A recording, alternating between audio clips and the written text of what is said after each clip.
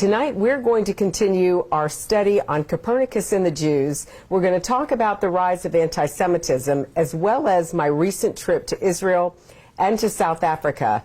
And of course, we will talk about our campaign, our petition to remove Ilhan Omar and Rashida Tlaib from office.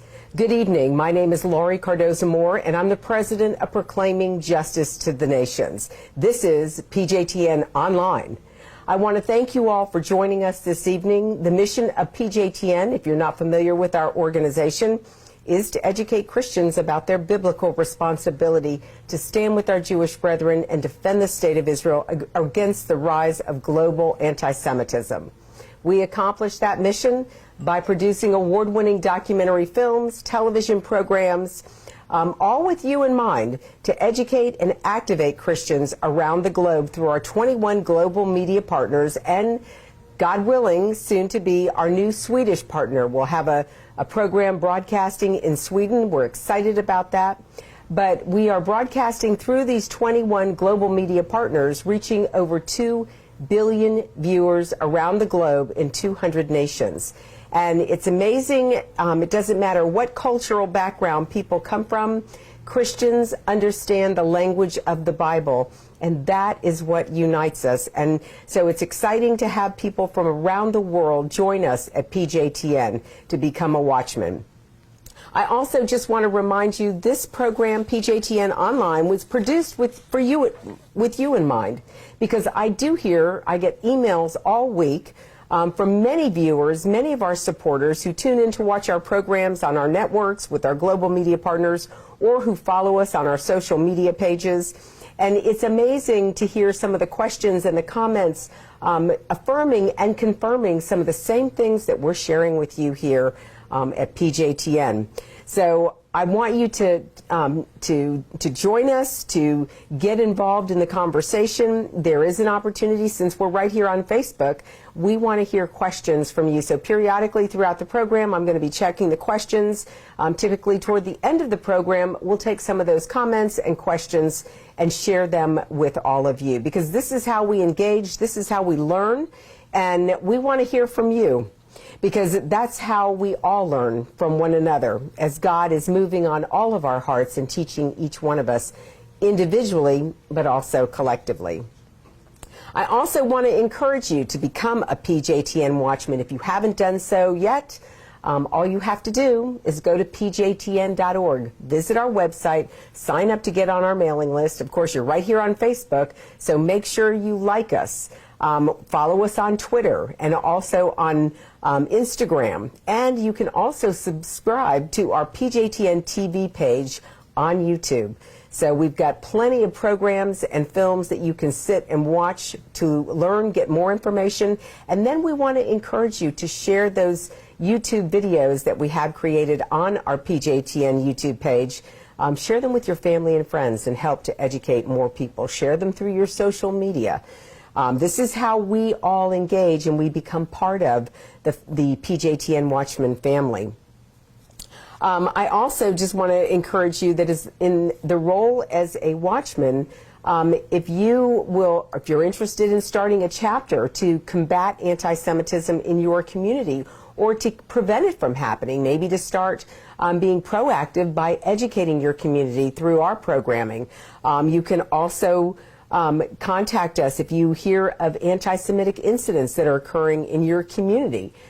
We want to help you. We want to empower you with the right tools and the right information to be able to combat those issues, so that we are protecting our Jewish brethren, because as Christians, it is our biblical responsibility to stand with Israel and the Jewish people against anti-Semitism. Unfortunately, we know in history Christians have not always done that. In fact, Christians, unfortunately, have persecuted the Jewish people throughout history, and we're going to talk a little bit more about that later on in the program.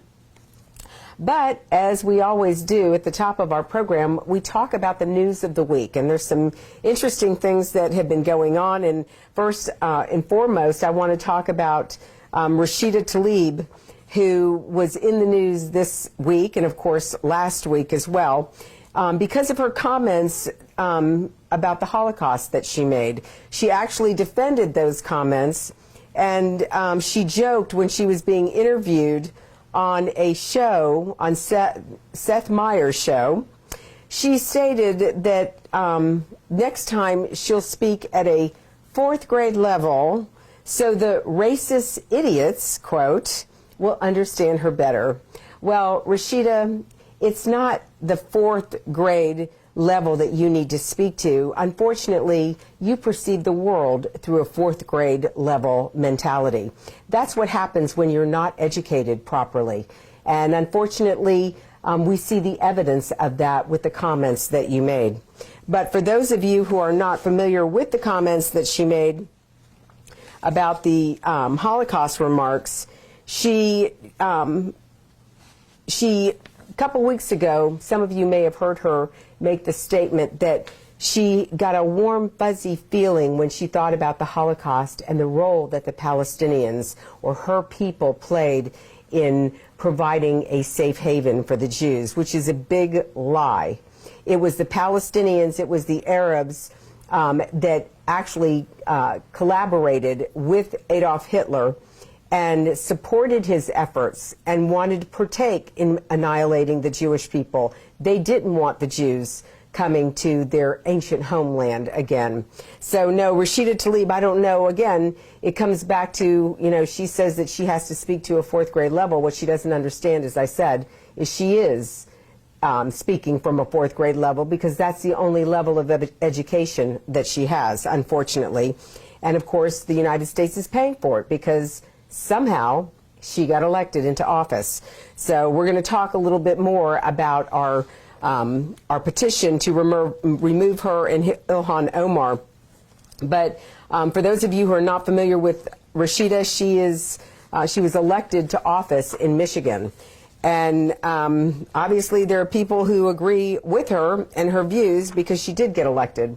But she also spoke out in support of Ilhan Omar when Ilhan Omar was being attacked on 9/11, and she uses the excuse that it is an attack on women of color, that all of these critics that are not happy with her, people like us, PJTN, people like you as well, and even her colleagues in Congress, she blames us on attacking women of color, that's why we're doing this. It's not because of her 4th grade level education about the Holocaust and how it gave her warm fuzzies about the role the Palestinians played, although of course we know that she wasn't properly educated and she wasn't told that it was the Palestinians who attacked the Jews as well as the surrounding nations in 1948 when Israel was declared a nation state.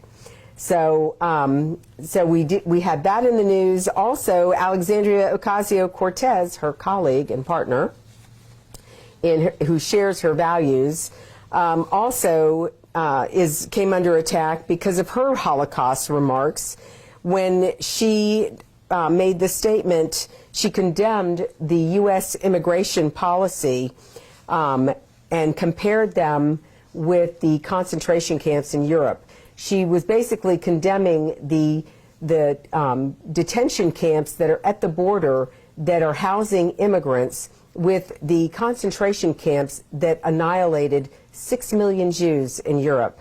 And I hate to tell you, Alexandria, but the concentration camps were filled with people who were forced into those camps against their will.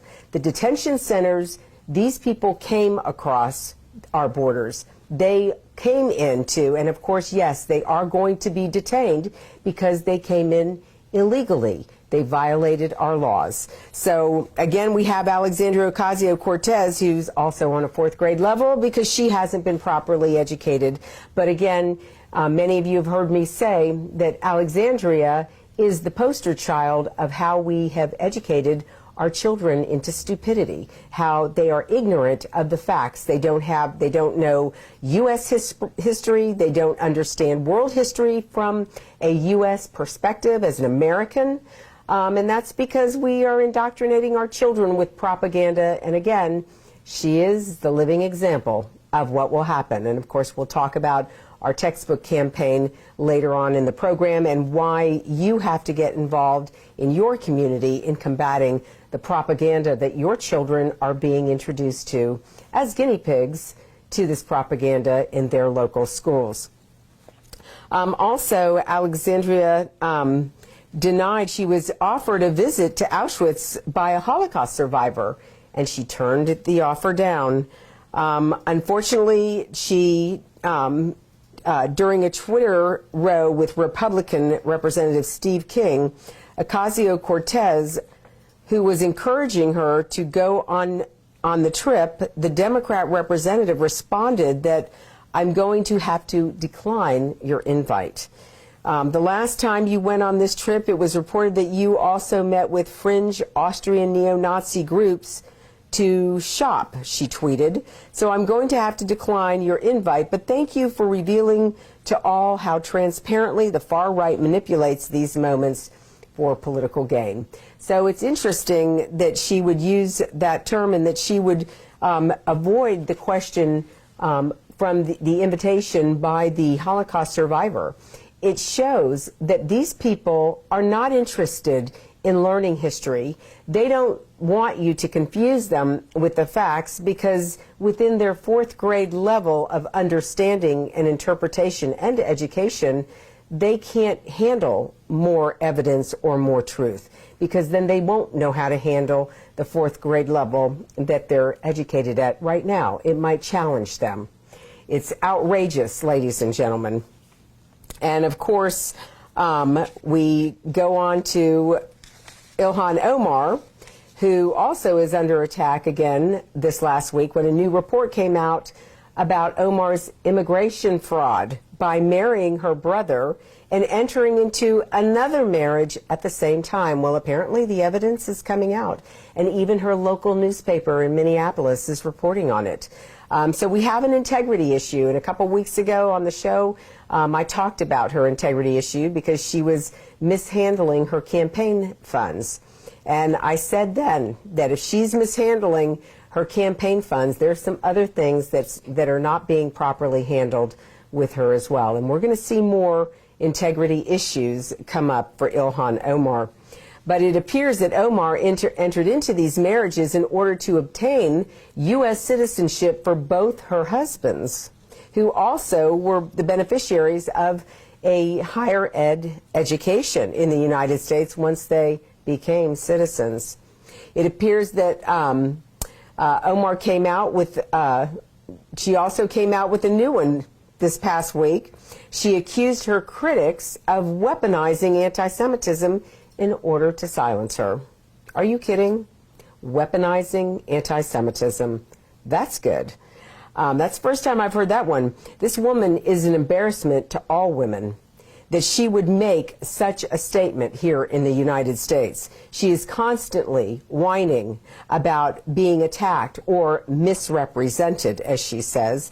She blames the attacks on her the attacks against her anti-Semitic remarks because of racism, because of Islamophobia, because she's a woman of color. So what is it, Ilhan? Is it weaponizing anti-Semitism? Is it racism? Is it because she's a Muslim? What is it?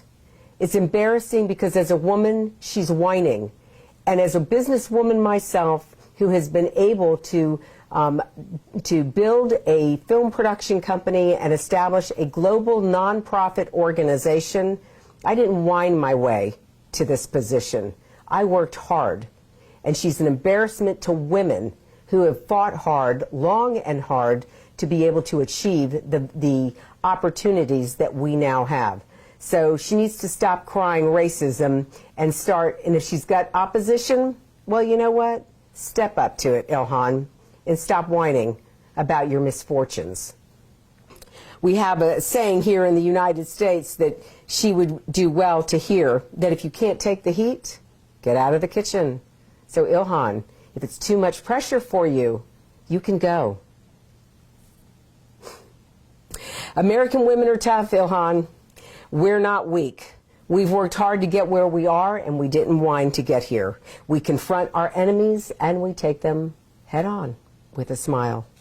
Omar also has an issue, as I stated, with integrity. Not only did she lie about her 2 marriages, as I mentioned, she has also mishandled her campaign finances. Omar is a hypocrite. She accuses her critics of weaponizing anti-Semitism to supposedly shut down debate. Well, that's interesting, Ilhan, because you had no problem shutting down debate with Judge Jeanine when she asked you about your loyalty to the United States and its Constitution. Her voice was silenced, and you even text Fox News and thanked them. So were you defending her right to challenge you? No, of course not. It's the double standard. So what do we know about Ilhan Omar? Not only could Ilhan Omar be in violation of 18 U.S. Federal Code 2385 by aiding and abetting the enemy of the U.S. for raising funds for Muslim Brotherhood front groups, terrorist front groups here in the United States of America, like CARE and like Islamic Relief USA. Omar received $5,000 from CARE, the Council on American Islamic Relations. And as you all probably remember, CARE was listed as an unindicted co-conspirator in the largest terrorist fundraising operation in the history of the United States. She has spoken at the fundraising event for CARE, and of course, the United Arab Emirates in 2014 listed CARE as a terrorist group. So how do they have influence in the United States? And why are they able to lobby Congress? And why were they able to influence Fox News to shut down Judge Jeanine's show for 3 weeks? Inquiring minds want to know. The FBI cut ties with CARE in 2009 because of their associations. Omar's position on the Foreign Relations Committee also provides a certain level of security clearance, which provides information to her, access to information that she could share with the Muslim Brotherhood front groups that she's so loyal to as she raises money for them. She is an avowed anti-Semite. She refused to apologize for her anti-Semitic comments. She supports the anti-Semitic BDS, or Boycott, Divestment, and Sanctions movement. She accused Jewish Americans of dual loyalty. Americans want to know where her loyalties lie. What are they, Ilhan? What about the jihadist front groups she's been raising money for? Where is the investigation into her activity? If you look at the strategy executed by these 3 women, they are exactly the same strategy the Islamists or Islamic anti-Semites are applying against Israel through the Boycott, Divestment, and Sanctions movement. They use the 3D strategy against their opponents or their critics. They delegitimize our concerns, they apply double standards to those they disagree with, and they dehumanize our legitimate concerns about their involvement with these groups. This is why PJTN has launched our campaign to expose this woman and to sign the petition at our website to remove her and Rashida Tlaib from Congress. Not only are they avowed anti-Semites, but they are national security threats to the United States of America, as well as to our allies around the world, particularly Israel. Unfortunately, we see anti-Semitism and anti-Zionism growing globally because of these groups. And if you haven't done so yet, I want to encourage you to please sign the petition. Go to our website at pjtn.org. Please sign that petition and then share it with your friends on social media. We need to expose the BDS movement. We need to expose Ilhan Omar, Rashida Tlaib, Alexandria Ocasio-Cortez. And of course, last week, we're gonna transition out of the news today, and we're going to talk about some news that we made, PJTN made, in recently in South Africa and in Israel. I had returned from 3 weeks in Israel and South Africa. I know that many of you missed our show, and I received comments from you all, but we are back on, and we'll be back next week as well. But we were filming in Israel, filming new episodes, interviews for our upcoming fall series on our Focus on Israel program. We were also filming. We had our crew over there filming for our social media campaign, Igniting the Torch to the Next Generation. So again, if you're on our email list, you'll get to see some of those emails that will be coming out. If you're following us on our social media pages, you'll get to see some of the footage of what we were filming, and you can share that footage to help educate the younger audience, your children, maybe your grandchildren, maybe nieces and nephews. So you need to stay plugged into what PJTN is doing, and that requires being on our mailing list and following what we're doing so that you can join us as a watchman in fighting this battle and educating more Christians, Jews, and people of conscience around the world. So when we traveled to Johannesburg, I met with Jewish and Christian leaders about launching our first PJTN international chapter right in Johannesburg. And we're excited about that opportunity because we all know, or those of us who've been following the Boycott, Divestment, and Sanctions Movement, or BDS, it was birthed in Durban, South Africa. And so, as God would have it, one of our supporters, our PJTN Watchman, was tuned in watching our program, and she decided to contact us and said, we need to come to South Africa because South Africa has a major problem with anti-Semitism. And of course, she is a black African Christian.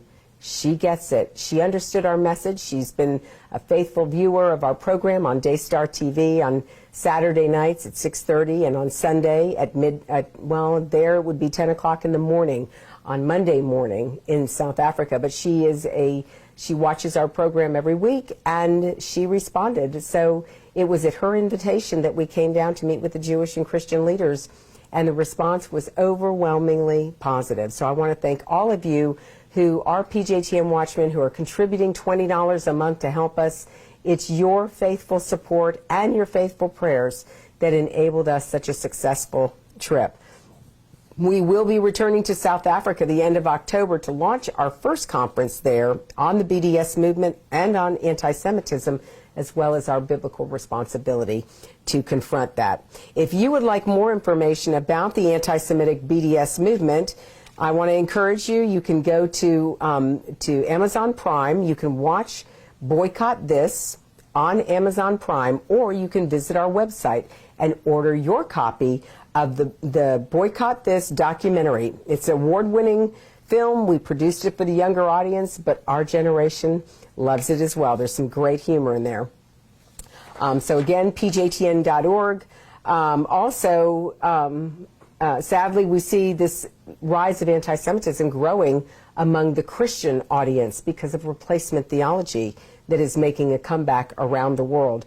And historically, it is replacement theology that has fueled anti-Semitism within the church. And a lot of people who adhere to replacement theology are anti-Semites, and they use New Testament scriptures to legitimize their anti-Semitism. But of course, those New Testament scriptures are always quoted out of context to justify their unbiblical and heretical teaching. One of the leading purveyors of this movement is churches like the United Church of Christ, the same church that Obama was a member of for 20 plus years under Reverend Jeremiah Wright. Anti-Semitism, ladies and gentlemen, is born out of ignorance, biblical ignorance. The purpose of our award-winning programs and documentary films is to counter that ignorance with biblical truth. If you would like more information about the history of Christian anti-Semitism, I would encourage you to order a copy of our award-winning documentary, The Forgotten People, Christianity in the Holocaust. You can find it again on our website, on the store page on our website at pjtn.org. And of course, it'll give you a better perspective about the history of Christian anti-Semitism, the persecution of our Jewish brethren for the last 2,000 years. We're going to take a quick break to show you another way that you can financially support PJTN. And when we come back, we're going to continue our study on Copernicus and the Jews. Take a look. I want to take you to Israel in pictures and film. I want you to see how God's sovereign hand can be seen before our eyes right here in this land. That's why PJTN is offering a special anniversary package that includes a captivating new book and award-winning DVD. Israel Rising is a unique visual story of Israel's miraculous journey from unforgiving desert to thriving nation. Thousands of years ago, the prophet Ezekiel foretold a future time in which the arid land of Israel would come alive for its people. Now this breathtaking book documents the fulfillment of this vision, as rarely seen photographs from the 1880s to the 1940s are juxtaposed with recent photos of the same locations. This book will inspire and captivate you as it illuminates Israel's foretold awakening in a new and unforgettable way. In addition, you'll receive the award-winning documentary, Israel Indivisible: The Case for the Ancient Homeland. This inspiring film examines the many political twists and turns that make Israel the world's most controversial nation. From Abraham and the Promise to the issues facing the Jewish state today, the film examines the historical, archaeological, legal, and biblical foundations for the modern state of Israel. This is a limited time offer for these two remarkable resources for just a one-time gift of $70 today.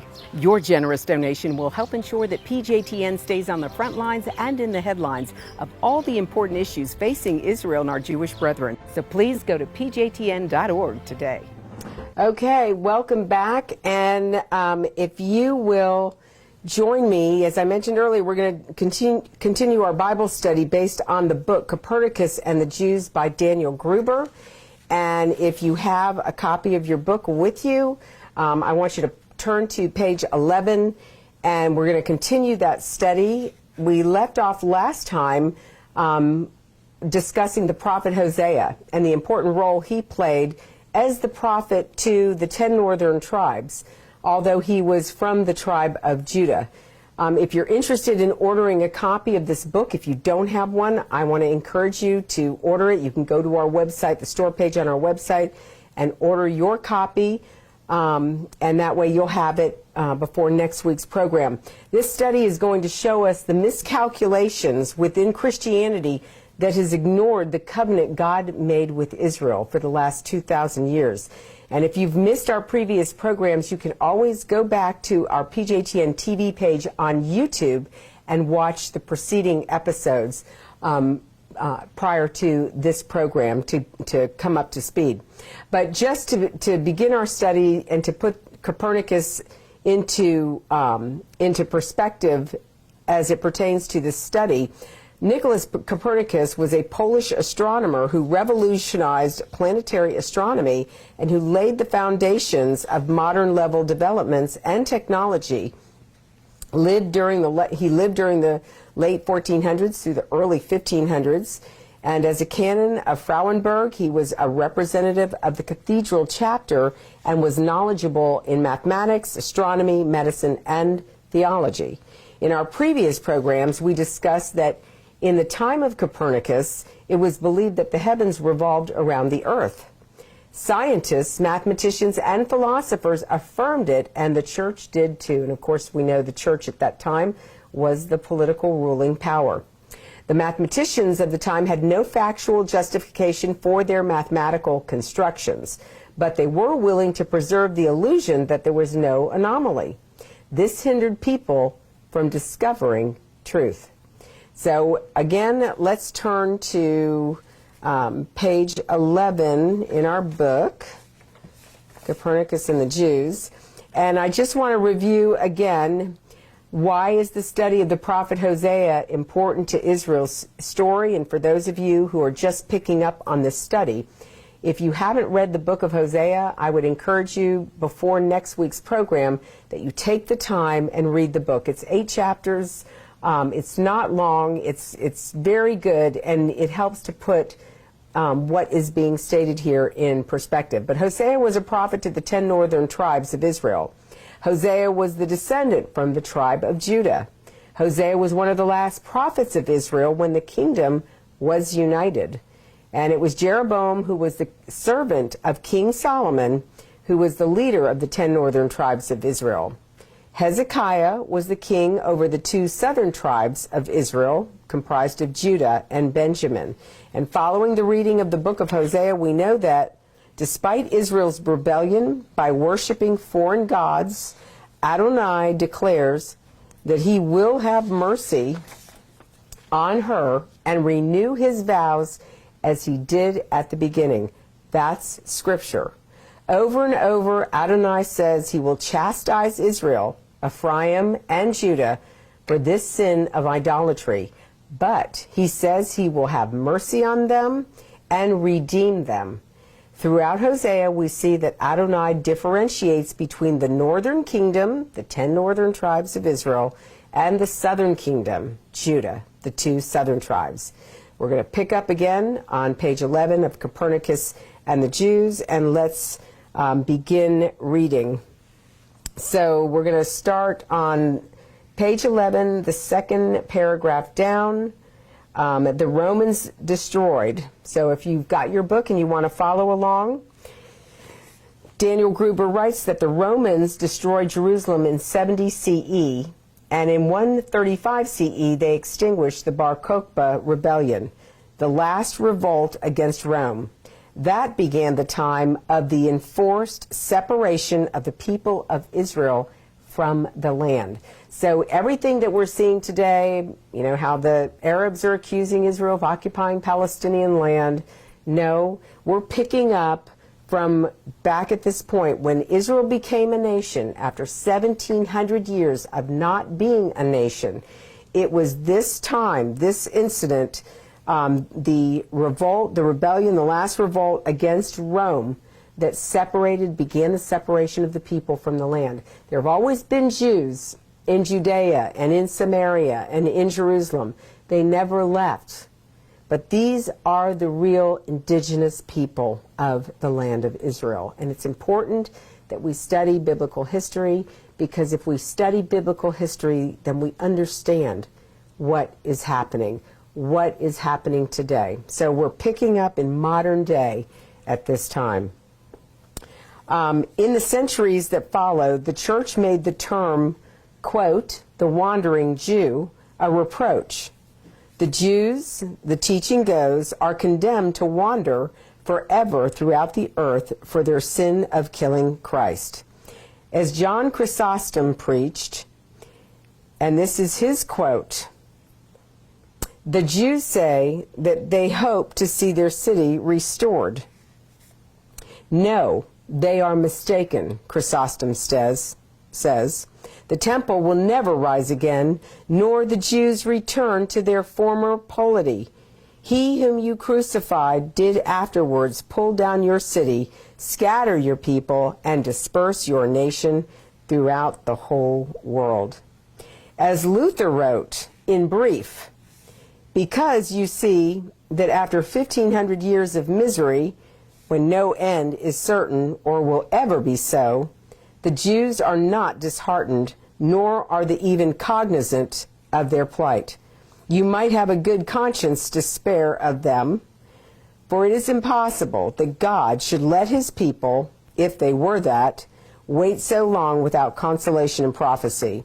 And should we believe what they themselves do not, and cannot believe, as long as they do not have Jerusalem and the land of Israel?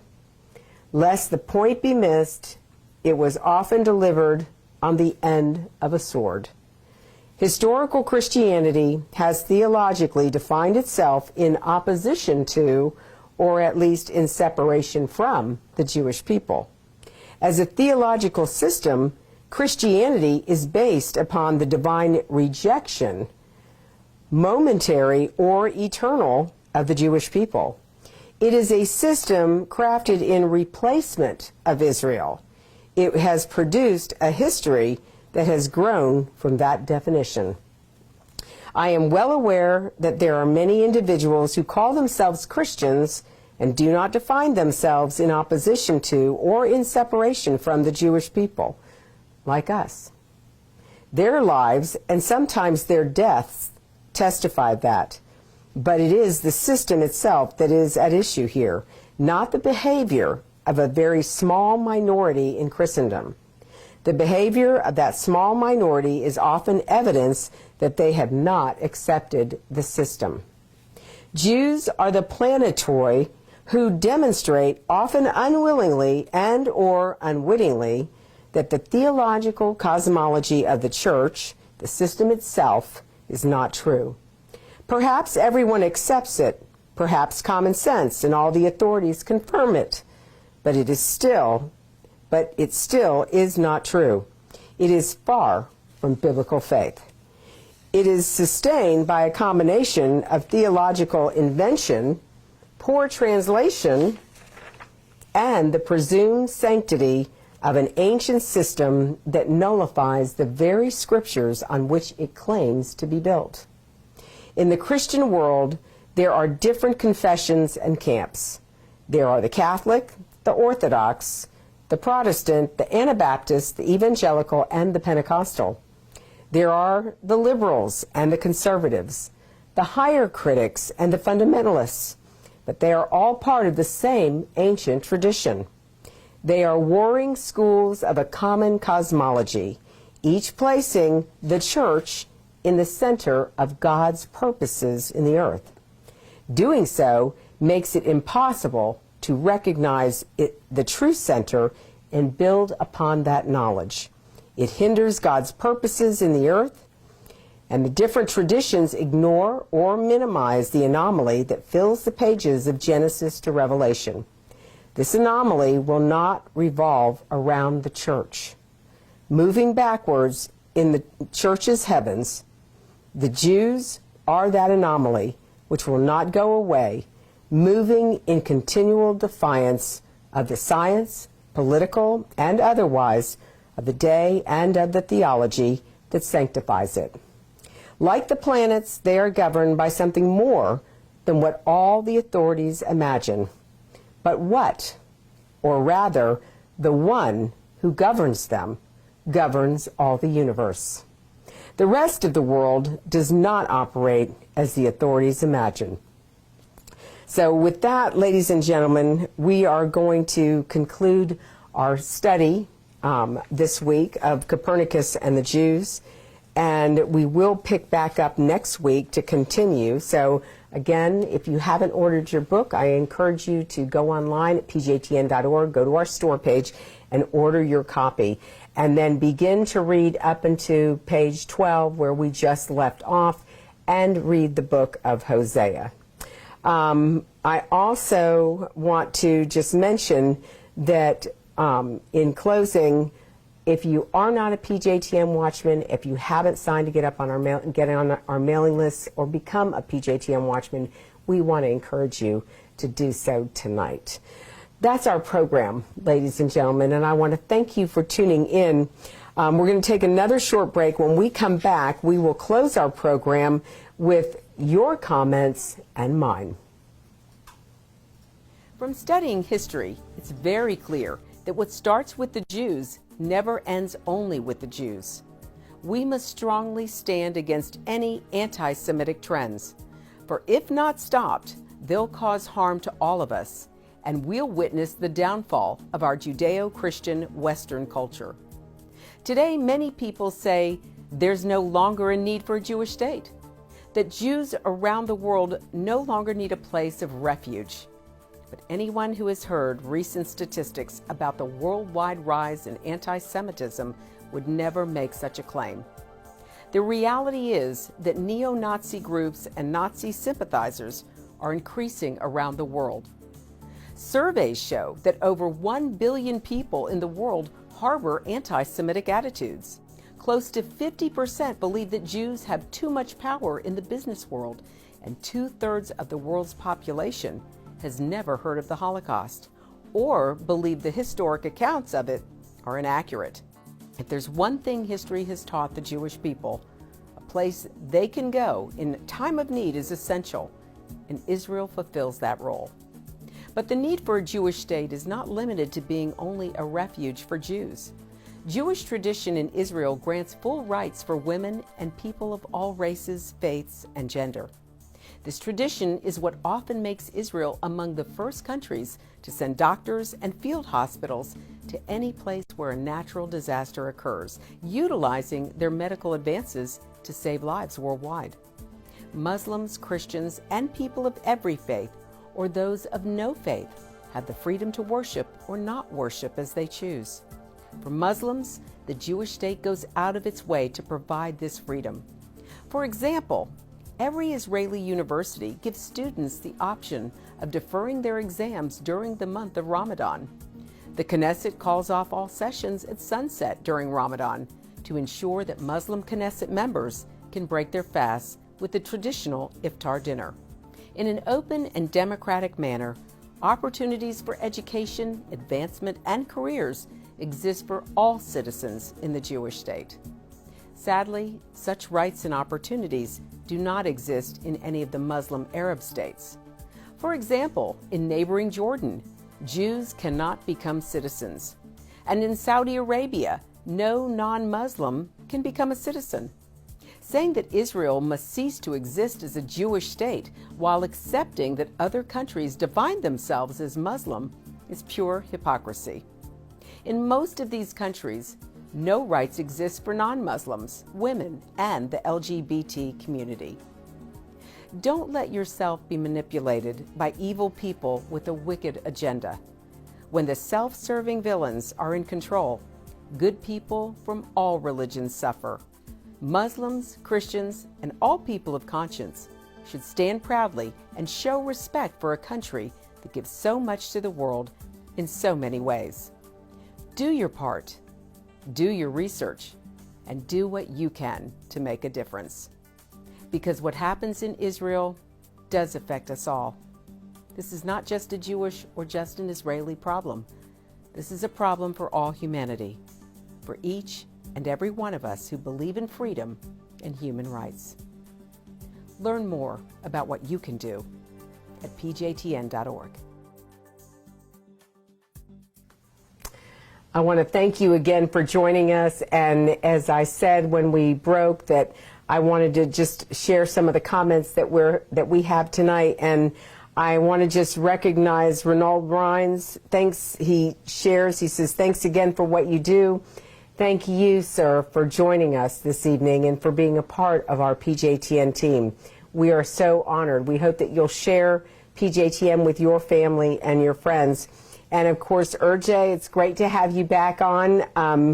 Urjay says Copernicus and the Jews is a great book. Yes, it is. It's eye-opening and it's provocative, and it's causing us as Christians, as people of faith, even Jews, to study the Word and to put the Bible in its proper context, not into our Western mindset here in 2019. So I just want to thank you all for joining us. I want to ask you to please continue to pray for Israel and pray for our Jewish brethren. You know, Israel is kind of in political upheaval right now as they're facing another election. Please pray.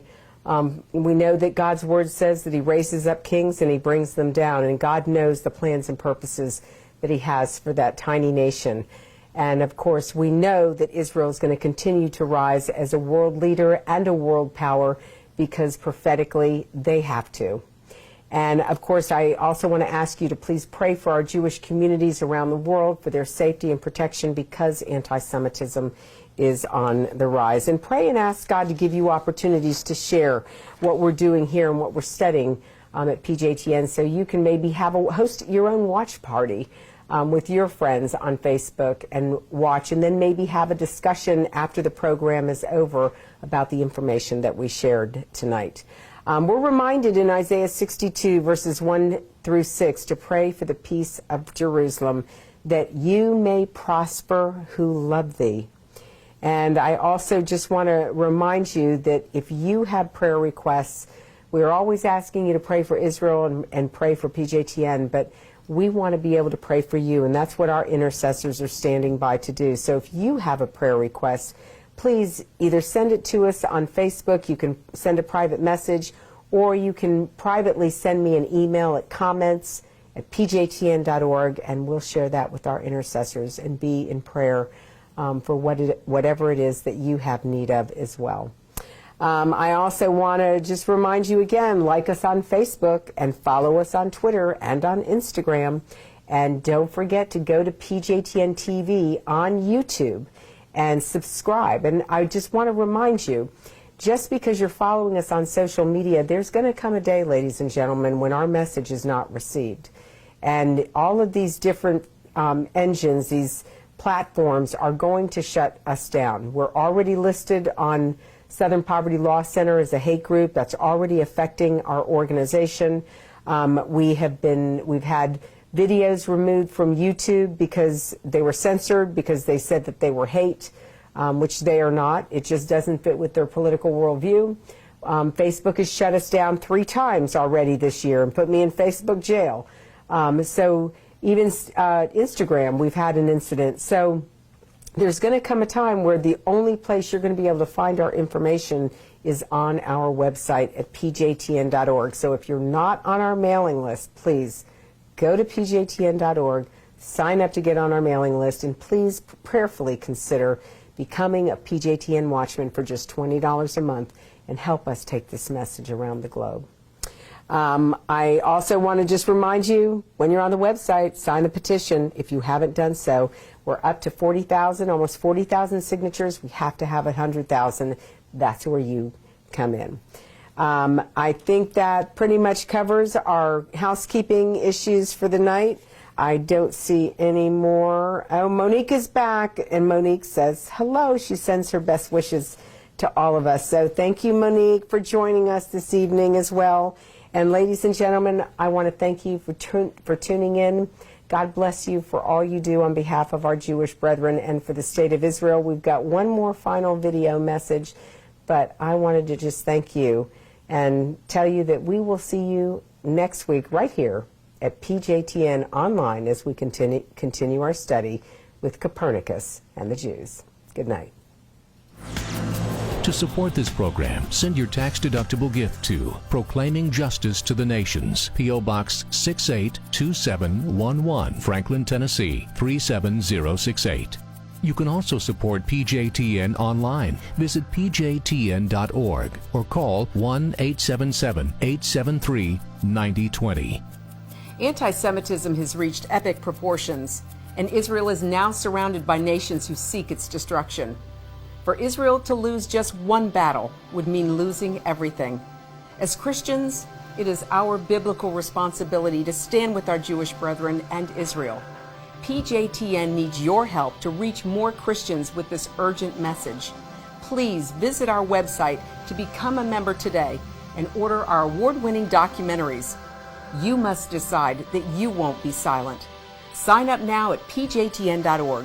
God bless you, and thank you for your support and prayers.